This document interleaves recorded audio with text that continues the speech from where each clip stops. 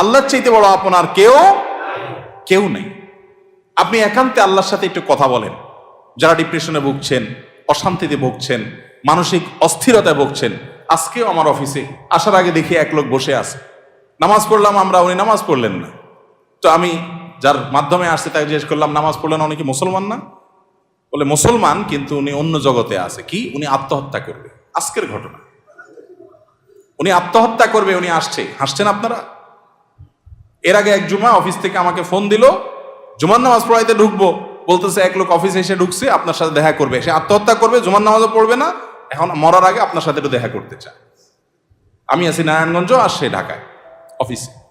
ভাইরা আমার, আপনারা হাসছেন? ঘরে ঘরে অশান্তির সমুদ্র চলছে, ঘরে ঘরে মানুষের মধ্যে অশান্তির হাবুডুবু খাইতেছে। তরুণ, ইয়াং মানুষ, বাচ্চা ছেলে এখনো দুনিয়ার কিছু তার পায় নাই, ব্যবসা বাণিজ্য, জ্ঞানজাম ফাসাদ কিচ্ছু পায় নাই।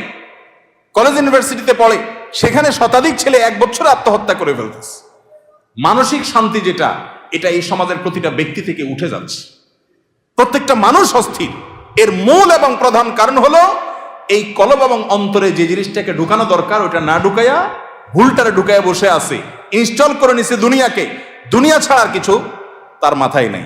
একজন যুবক, তিনি কোনো মেয়ের সাথে অবৈধ সম্পর্কে জড়িয়েছেন, হারাম সম্পর্কে জড়িয়েছেন, সেটা একটা বিষয়, কিন্তু সেই মেয়ে তার সাথে ধরুন মানে কথা রাখে নাই, সে আরেকজনের সাথে ভেগে গেছে বা অন্য কোথাও তার বিয়ে হয়েছে। এখন সে ডিপ্রেশনে ভোগে। কেন ডিপ্রেশনে ভোগে? যে ওই পছন্দের মানুষটাকে সে পায় নাই। আলটিমেটলি এটা দুনিয়া, ঠিক না ঠিক? আলটিমেটলি এটা কি? তার অন্তরে যদি আল্লাহকে স্থান দিত, আল্লাহকে যদি সবচেয়ে বেশি ভালোবাসতো, আল্লাযীনা আমানু আশাদ্দু হুব্বাল, তার অন্তরে যদি আল্লাহর সাথে মহব্বত সবচেয়ে বেশি থাকতো, আল্লাহর সন্তুষ্টিটাকে সবকিছুর উপর যদি প্রায়োরিটি দিত, তাহলে এরকম কেউ তার জীবন থেকে চলে গেছে, কেউ আসছে, কোনো দোস্ত নারাজ হয়ে গেছে, কিছু টাকা লস হয়ে গেছে, একটা ব্যবসা ছুটে গেছে, কিছু ক্ষতি হয়ে গেছে, এগুলোর কোনোটি তার জীবনে কোনো প্রকার প্রভাব ফেলতো? কি হয়েছে? এগুলো গেছে, আরো আসবে, না আসলোই না, তাতে কি সমস্যা? আমাকে তো আল্লাহর কাছে যেতে হবে, কিয়ামতের ময়দানে দাঁড়াতে হবে, সারা জীবনের হিসাব দিতে হবে। আমি সেই জায়গা কি হিসাব দিতে পারবো, সেই জিনিসটা আমি ঠিক রাখতে পেরেছি কিনা, এটাই হলো আমার মূল গোলের জায়গা, এটা হলো মূল টার্গেটের জায়গা। এইভাবে যদি আপনি ভাবেন, তাহলে আপনার মধ্যে ডিপ্রেশন ইনশাল্লাহ এমনিতেই দূর হয়ে যাবে। মোহতারাম হাজরিন, অতএব সম্পদ উপার্জন করেন, ব্যবসা বাণিজ্য করেন এবং জাগতিক কাজ করেন, এতে কোনো সমস্যা নাই, কিন্তু অন্তরে দুনিয়াকে নয়, আল্লাহকে স্থান দেন। এবং এই স্থান দিতে গিয়ে আপনাকে স্যাক্রিফাইস করতে হবে। কি স্যাক্রিফাইস? ওই যে সৎ পথে চলবেন, হক হালালি চলবেন, টাকা পয়সা বেশি হবে না। অন্যরা তো দূরের কথা, নিজের আপন মা বাবার কাছেও দাম পাবেন না, ভাই বোনের কাছে দাম পাবেন না, বইয়ের কাছেও হয়তো দাম পাবেন না, ছেলে মেয়ের কাছেও হয়তো দাম পাবেন না, বন্ধু বান্ধবের কাছেও দাম পাবেন না, এলাকার ইমাম সাহেব, খতিব সাহেব, হুজুর সাহেবের কাছেও দাম পাবেন না, কারণ পয়সা নেই। কিন্তু আল্লাহর কসম, যেই জায়গায় দাম পাওয়া দরকার সেই জায়গা ঠিকই পাবেন। আরশ আজিমের মালিক আপনার অনেক বেশি মূল্য দিবেন। নবী করিম সাল্লাল্লাহু আলাইহি সাল্লাম কতবার এরকম বলেছেন সাহাবীদেরকে, তোমরা কোনো জান্নাতি লোক দেখতে চাও? বলি ইয়া রাসূলুল্লাহ, দেখতে চাই। একটা লোক চলে যাচ্ছে সামনে দিয়ে, তিনি জিজ্ঞাসা করেছেন, এই লোকটা সম্পর্কে তোমাদের কি ধারণা? বলি ইয়া রাসূলুল্লাহ, লোকটা খুব সাধারণ একজন মানুষ, এত গরিব, সমাজের এত সাধারণ মানুষ যে এ ব্যক্তি কারোর মেয়ে বিয়ে করতে চাইলে কেউ তার কাছে মেয়ে বিয়ে দিবে না, কেউ তাকে পয়সা হাওলাত দিবে না, কেউ তাকে চেয়ার দিবে না, কেউ তাকে কদর করবে না। আরেক লোক আসছে, নবী করিম সাল্লাল্লাহু আলাইহি সাল্লাম বলেন, এর সম্পর্কে তোমাদের বক্তব্য কি, মূল্যায়ন কি? সাহাবীরা বলছেন, ইয়া রাসূলুল্লাহ, এই লোকটা যার মেয়ের বিয়ের অফার করবে, সবাই তার কাছে মেয়ে দিতে পারলে সৌভাগ্যবান মনে করবে, পয়সা আলা, ভাবসাবালা, সমাজে অবস্থানওয়ালা। সে কারো কাছে কিছু চাইলে কেউ তাকে ফেরত দিবে না, তার অবস্থান আমাদের কাছে অনেক বেশি। নবী করিম সাল্লাল্লাহু আলাইহি সাল্লাম প্রথম যে ব্যক্তি, যাকে সমাজের মানুষ অনেক তুচ্ছ মনে করে, অনেক দুর্বল মনে করে, তার সম্পর্কে মূল্যায়ন করে তিনি বলেছেন, এই যে প্রথম লোকটা, দ্বিতীয় লোকটার মতো মানুষ যদি গোটা দুনিয়াতে পরিপূর্ণ হয়ে যায়, তবুও এই প্রথম, এই দুর্বল, কিশোকায়, হ্যাংলা পাতলা, গরিব অভাবী মানুষ, যাকে তোমাদের সমাজ কোনো দাম দেয় না, এই লোকটার মর্যাদা আল্লাহ রাব্বুল আলামিনের কাছে ওই দ্বিতীয় লোকটার মতো মানুষ গোটা দুনিয়াতে পরিপূর্ণ হওয়ার চাইতে বেশি। ভাইরা আমার, এজন্য সামাজিক অবস্থান এটা আরেকটা ডেঞ্জারাস ব্যাধি, নেশা। সামাজিক অবস্থান, বেশিরভাগ লোক পয়সা করি কামাই করেন নিজে খাওয়ার জন্য না, ভাবসাবের জন্য। কিসের জন্য? ভাবসাবের জন্য। ভাবসাব বুঝেন? আমি এই জন্য প্রায় সময় বলি, গোটা দুনিয়াতে এখন অভাবটা হলো ভাবের। অভাবটা কিসের? ভাবের অভাব। যে আমাকে মানুষ লাখপতি বলবে, কোটিপতি বলবে। অনেক লোক দেখবেন যে বিদেশে হয়তো উনি সাধারণ একটা কাজ করেন, কিন্তু দেশে আইসা মাশাআল্লাহ কোট টাই বুট, ঢাকা শহরে হয়তো কোনো একটা দোকানে কাজ করেন, কিন্তু গ্রামে যায় মাশাআল্লাহ এমন ভাবে পরিপাটি হয়ে যান যে উনি ঢাকা শহরের বিশাল শিল্পপতি। আছে না নাই? তো বেচারা এত কষ্ট কেন করতেছে? তার দরকার একটু ভাব। তার কিসের দরকার? ভাব। এটাকে বলে সামাজিক অবস্থান। হব্বে যা, এটা মানুষকে কুরে কুরে শেষ করে দেয়, একদম ধ্বংসের দ্বার প্রান্তে নিয়ে যায়। এই জন্য ডিপ্রেশন থেকে মুক্তি পেতে চান, একমাত্র পথ আল্লাহর আনুগত্য এবং গোলামিতে ফিরে আসেন। সালহাতু সঙ্গে বুদি দিল খারাস, আজমুদে এক জামানা খাকে বাস। বাইরে বহু বছর তো পাথর হয়েছিলেন, কিছু কাল একটু মাটি হয়ে দেখেন, একটু চোখের পানি ফেলে দেখেন, একটু রোনাজারি করে দেখেন, একটু আল্লাহর সাথে কথা বলে দেখেন, দুনিয়ার মোহটা ছেড়ে দেন, আল্লাহর মোহাব্বতটাকে নিজের ভেতরে আনার চেষ্টা করেন, আল্লাহর গোলামিটা করে দেখেন। একাকি আল্লাহর সাথে একটু কথা বলেন, ভোর রাতে উঠে একটু আল্লাহর সাথে কথা বলেন, তাহাজ্জুদে গিয়ে একটু চোখের পানি ছেড়ে দেন, মুনাজাত করেন, আল্লাহর সাথে কানাঘুষা করেন। কেউ আপনার দুঃখ বুঝে না, আল্লাহকে বলেন, আল্লাহর সাথে একটু কথা বলেন। আপনার চাইতে সুখী মানুষ আল্লাহর জমিনে আরেকটা আর থাকবে না ইনশাআল্লাহ। ভাইরা আমার, সুখের যে পথ কোরআন বলেছে সেটা আমাদের বিশ্বাস হয় না। সম্ভবত হাসান বসরি রাহিমাহুল্লাহ বা অন্য কোন এক তাবেঈ বলেছেন, কোরআনে আল্লাহ রাব্বুল আলামিন বহু জায়গায় ওয়াদা করেছেন যে আল্লাহ তাআলা মানুষকে দুনিয়াতে সুখ স্বাচ্ছন্দ্য দিবেন।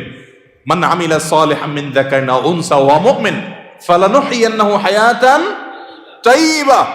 নারী হোক আর পুরুষ হোক, যে ব্যক্তি ঈমান আনার পর নেকামল করবে, আল্লাহ নির্দেশ মতো নিজের জীবনকে পরিচালিত করবে, এটাই তার জীবনের মূল টার্গেট। এটা ঠিক রেখে পয়সা আসলে আসুক, না আসলে নাই, ব্যবসা থাকলে থাকুক, না থাকলে নাই, আল্লাহর আনুগত্যটাকে মূল রেখে চলে।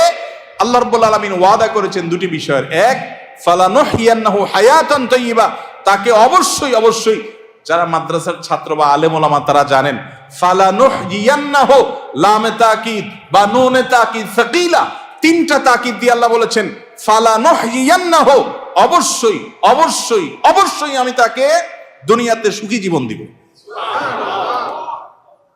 আল্লাহ তাআলা বলেন নাই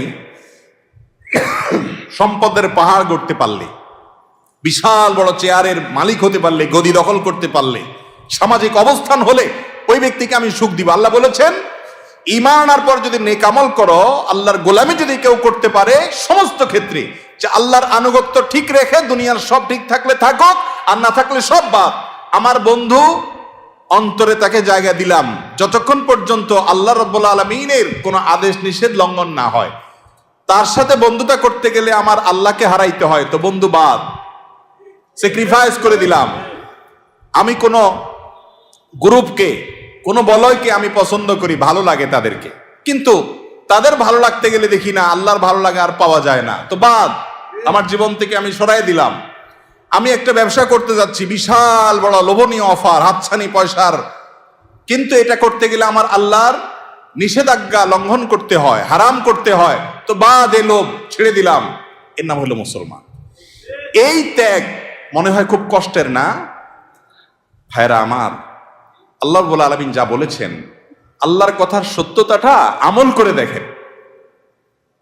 আজমুদে এক জামানা খাকে বাস, একটু আমল করে দেখেন। স্যাক্রিফাইসের ভিতরে যে আনন্দ আছে, আল্লাহর শপথ, ভোগের ভিতরে সে আনন্দ। হারামের হাতছানি আছে, ছেড়ে দিছেন কেন? আমার রবের নির্দেশ নাই, অনুমোদন নাই, আমি করলাম না, দরকার নেই আমার এই পয়সা। মনে হয় খুব কষ্ট হবে, তাই না? বাহ্যিকভাবে কষ্ট হবে, রূহ যে আছে, রূহ আত্মা, ভেতরটা প্রশান্ত হবে। একটি জয়ীফ হাদিস দ্বারা প্রমাণিত যে কোনো ব্যক্তি যদি তার দৃষ্টির এরিয়াতে কোনো পরনারীকে দেখে, সুন্দরী মেয়েকে দেখে, দেখার সুযোগ আছে, ইউটিউব ফেসবুকে ভালো জিনিস দেখতে দেখতে হঠাৎ একটা খারাপ জিনিস চলে আসছে, আপনি দেখলে দেখতে পারেন, কিন্তু দেখলেন না, এটাকে অ্যাভয়েড করলেন আল্লাহর ভয়ে, যে না, আল্লাহ তাআলা আমাকে কোরআনে নির্দেশ করেছেন কুল্লিল মুমিনিনা ইয়াগুদ্দু মিন আবসারিহিম, ঈমানদাররা যেন তাদের চোখের হেফাজত করে, আমি সেজন্য দেখবো না। আপনি এটাকে এড়ায় গেলেন, স্কিপ করে চলে গেলেন।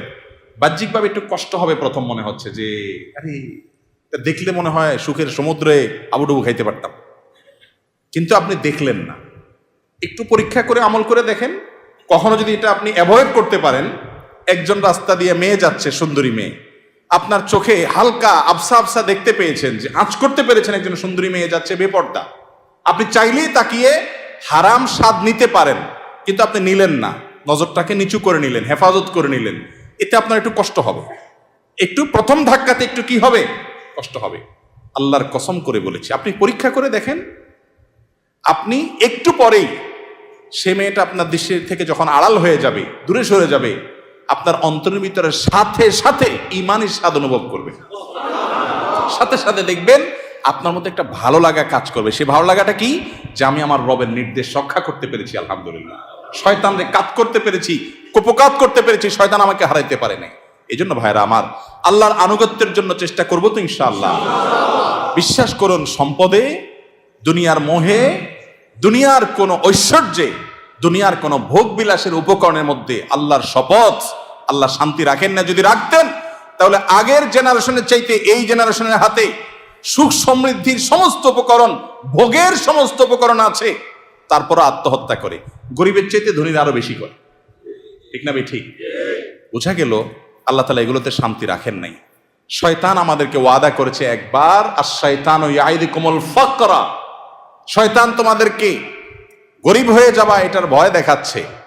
এই একবার বলাতে আমরা শয়তানের কথা যে পরিমাণ বিশ্বাস করি, কোরআনে আল্লাহ তাআলা কতবার বলেছেন, ফালানুহিয়ান্নাহু হায়াতান তাইয়্যিবা, ঈমান আর নেক আমল অনুযায়ী চলো, পয়সা তোমার কম থাকুক, বাড়ি গাড়ি তোমার কম থাকুক, বেচা কিনা তোমার কম থাকুক, দোকান একটা কম থাকুক, সবাই তোমাকে দাম কম দেখ, তোমার কোনো গুরুত্ব সমাজের মানুষের কাছে না থাকুক, কেউ তোমাকে নেতা না বানাক, পাত্তা না দেখ, কিন্তু তুমি মানসিক যে প্রশান্তি হাসিল করবা ওইটা কোটিপতি, মিলিয়নার, বিলিয়নারকে আল্লাহ রাব্বুল আলামিন দেন নাই। আল্লাহর এই কথার উপরে আস্থা বিশ্বাস রাখার জন্য দরকার হলো ঈমানী শক্তি। এই জন্য বলি, মাঝে মধ্যে তাকওয়ার চর্চা করে দেখেন, দেখবেন কি স্বাদ। আল্লাহ তাআলা আমাদের সবাইকে তাকওয়ার সে স্বাদ আস্বাদন করার তৌফিক দান করুন। এবং ডিপ্রেশন এবং মানসিক যে অশান্তিতে মানুষ ভুগছে আজ, এটার মূল কারণ হলো দুনিয়ার মোহে অন্ধ হয়ে যাওয়া। দুনিয়ার মোহ এটা মানুষকে পাগল পরা করে দেয়, অস্থির করে দেয়। আর যখন অল্পে তুষ্ট থাকে মানুষ, যা পেয়েছে তাতে শুকর আদায় করে, আল্লাহ তাআলা নগদ শান্তি দান করেন। আল্লাহ তাআলা আমাদের সবাইকে মানসিক প্রশান্তি দান করুন।